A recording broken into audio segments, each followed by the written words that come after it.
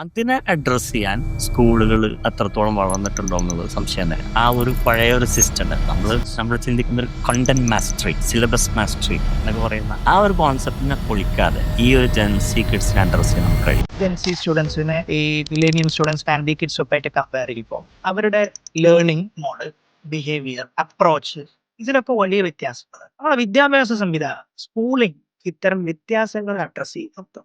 ഇപ്പോൾ റീസെൻ്റ് ആയിട്ടുള്ള കുട്ടികളുടെ ഒരു തിങ്കിങ് പാറ്റേൺ വളരെ വ്യത്യസ്തമാണ് എന്ന് വേണമെങ്കിൽ പറയാം.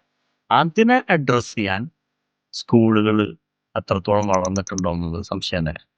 സ്കൂളിലെ പെഡഗോജി നിയന്ത്രിക്കുന്ന ആളുകൾ അല്ലെങ്കിൽ സിലബസ് കംപ്ലീഷൻ എന്ന് മാത്രം ചിന്തിക്കുന്ന ആ ഒരു പഴയ ഒരു സിസ്റ്റം നമ്മൾ ചിന്തിക്കുന്ന ഒരു കണ്ടന്റ് മാസ്റ്ററി അല്ലെങ്കിൽ സിലബസ് മാസ്റ്ററി എന്നൊക്കെ പറയുന്ന ആ ഒരു കോൺസെപ്റ്റിനെ പൊളിക്കാതെ ഈ ഒരു ജെൻസി കിഡ്സിനെ അഡ്രസ്സ് ചെയ്യാൻ നമുക്ക് കഴിയും.